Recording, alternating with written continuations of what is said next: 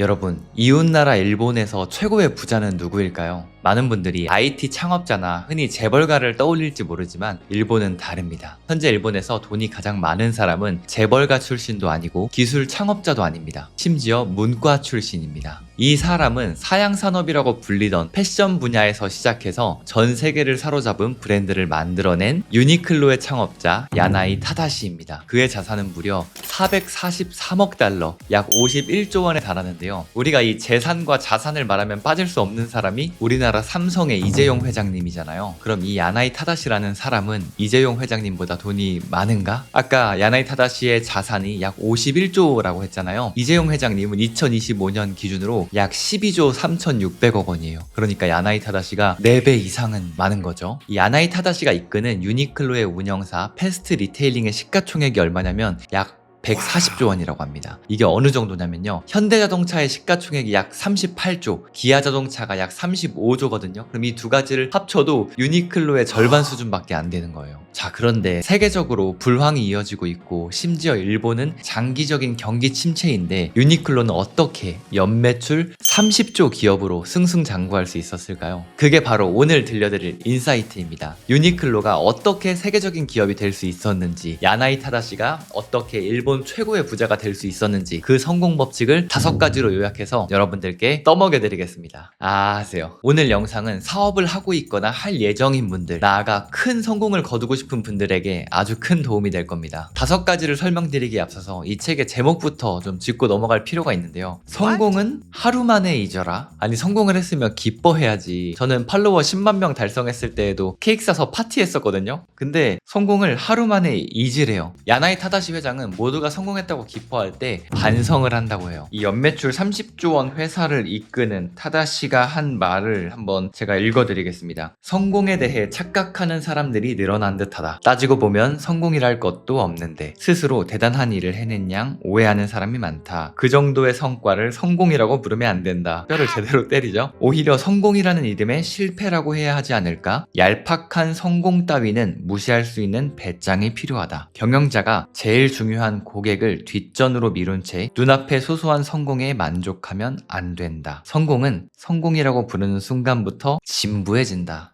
네, 일단은 반성하고 가야 될 것 같습니다. 저 또한 아주 작은 성공에 젖어서 기뻐하고 그 당시에 만족하거나 안일해질 때가 있는데 일단 뼈를 맞고 시작하고요. 자, 그러면 본격적으로 어떻게 유니클로가 전 세계 시장을 압도적으로 장악하게 되었는지 야나이 타다시가 이 책에 담아놓은 성공의 5가지 비결을 말씀드리겠습니다. 첫 번째 인사이트는 안전지향은 병이라는 거예요. 야나이 타다시는 현 상태에 안주하려는 마음이 기업을 죽이는 병이라고 단언하는데요. 책의 한 구절을 읽어드리면요. 위기감을 느끼며 회사를 경영하지 않으면 성장하기는커녕 유지하기도 어렵다 라고 말합니다. 이 타다시 회장이 현 상태에 안주하는 걸 얼마나 싫어하는지 제대로 보여주는 한 일화가 있는데요. 이 야나이 타다시 회장이 2002년 11월 사장직을 부사장 다마스카라는 사람에게 물려주게 됩니다. 타다시는 예전부터 50세가 되면 사장직을 맡기고 회장이 되려고 마음 먹었는데 53세가 되어서야 그 사장 자리를 물려주게 되었다라고 해요. 그런데 불과 3년 뒤인 2005년에 야나이 타다시는 다시 사장으로 복귀하게 됩니다. 그때의 이유는 2005년 8월에 결산을 했는데 매출액이 3,839억 엔으로 늘었대요. 그런데 경상이익이 586억 엔으로 전년도에 비해서 8.6% 감소했다라는 거죠. 즉 매출은 늘었는데 순이익은 줄어든 상황이라고 해요. 야나이 타다시는 이 상황이 기업의 경영 효율이 나빠졌다는 증거로 보고 직원뿐만 아니라 임직원 모두가 긴장이 좀 풀어져서 그러지 않았을까라고 생각을 합니다. 그러고 나서 사장직을 맡겼던 다마스카와 몇 번이고 이야기를 나눈 끝에 다시 야나이 타다시가 사장직에 복귀하게 되죠. 이때 야나이 타다시가 어떤 얘기를 남기냐면요.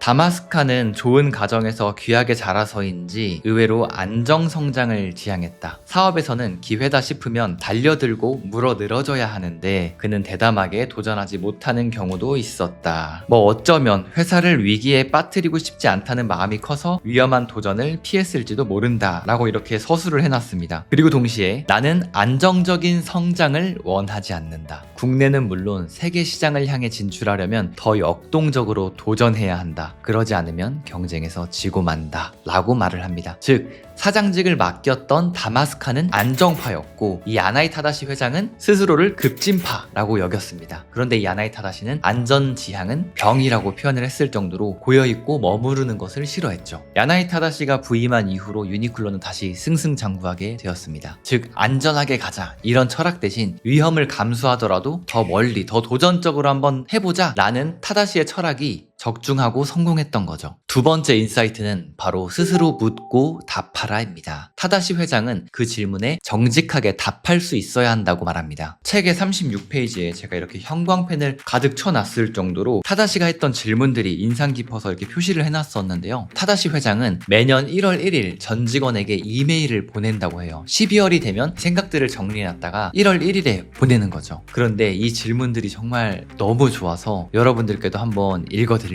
가능하다면 메모를 해 놓으시고 주기적으로 자신에게 질문해 보는 것도 좋을 것 같습니다. 자, 타다시 회장이 직원들에게 했던 질문입니다. 여러분, 매일 그 누구보다도 진지하게 자신의 일을 하고 있습니까? 여러분은 현장을 누구보다 잘 알고 있습니까? 문제점과 해답을 현장에서 찾아내고 있습니까? 최악의 현실을 이해하면서 최적의 해답을 찾고 있습니까? 세상 누구보다도 자신의 직무를 충실히 수행하고 있습니까? 고객의 요구를 누구보다 잘 알고 있습니까? 고객을 위해 오늘 무엇을 했습니까? 오늘 우리 점포를 찾아준 모든 고객이 상품을 구입하고 만족했습니까? 현재의 시장 상황과 경쟁 매장의 전략을 누구보다 본질적으로 이해하고 있습니까? 경쟁 매장의 다음 대책을 이길 전략이 있습니까? 당신의 업무에 이상을 품고 있습니까? 그 이상을 무엇보다 소중히 여기고 있습니까? 당신의 업무는 전 세계 누구보다도 혁신적입니까? 그 업무에서 세계 최고가 될 수 있습니까? 여러분은 세계 최고가 되기 위해 누구보다 노력하고 있습니까? 자,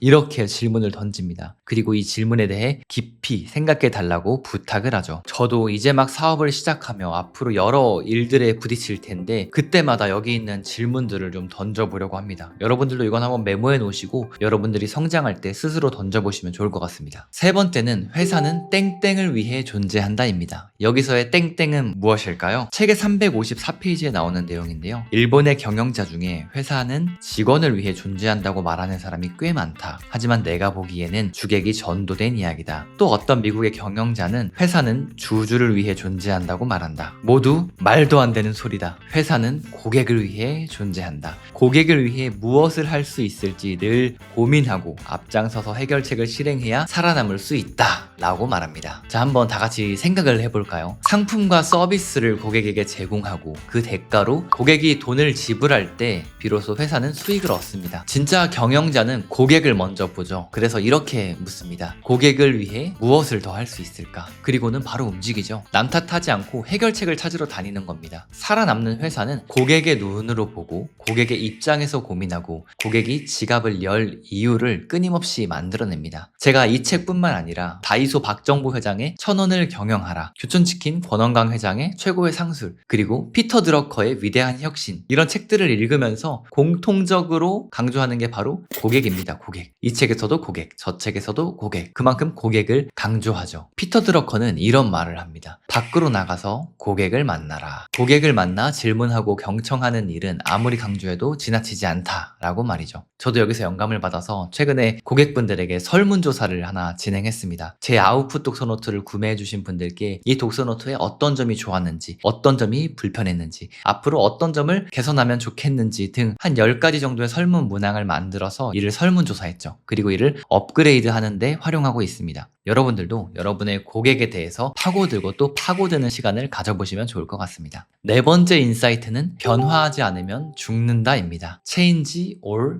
die. 이보다 더 명확한 생존 전략이 있을까 모르겠어요. 타다시 회장은 이 강렬한 문장을 단순한 구호가 아니라 한 해의 공식 방침으로 삼았는데요. 아까 이 야나이 타다시 회장은 매년 직원들에게 이메일 편지를 쓴다라고 했잖아요. 2011년에 타다시 회장이 직원들에게 쓴 쓴 편지입니다. 이 편지에는 혁신하라, 그러지 않으면 죽음뿐이다 라고 강조하며 경영에는 모든 직원이 한 사람도 빠짐없이 참여하라고 강조를 했는데요. 더 중요한 건 혁신이 중요하다 라고 이렇게 말로만 한 게 아니라 실제로 다양한 변화들을 시도했다는 거예요. 혁신은 낭만적으로 보일 수 있지만 사실 이거는 고통과 책임이 따르기 마련인데요. 어제의 성공을 스스로 무너뜨릴 용기도 필요하고, 오늘의 익숙함을 의심할 통찰도 필요하고, 내일의 실패를 감수할 결단도 필요합니다. 그럼에도 야나이 타다시는 단호하게 말합니다. 비즈니스는 전쟁이다. 남들보다 빨리 움직이지 않으면 끝이다 라고 말이죠. 그가 말하는 속도란 단순히 빠른 실행을 말하는 것만은 아니고, 고객을 누구보다 빨리 이해하는 통찰력도 갖춰야 되고, 시장을 누구보다 깊게 꿰뚫는 감각도 필요하고, 위기 속에서 기회를 찾아내는 냉정함, 이 모든 것들이 필요하다는 겁니다. 우리도 한번 스스로 질문을 던져볼 필요가 있겠네요. 우리는 어제와 다른 오늘을 살고 있는지, 지금 이 순간에도 혁신하기 위해 노력하고 있는지 말이죠. 마지막으로 소개해드릴 5번째 인사이트는 이념, 미션, 가치관, 행동, 규범이라는 이 4가지 정의입니다. 책의 후반부에 나와 있는데요. 하나하나 설명을 해드리겠습니다. 이 설명을 들으면서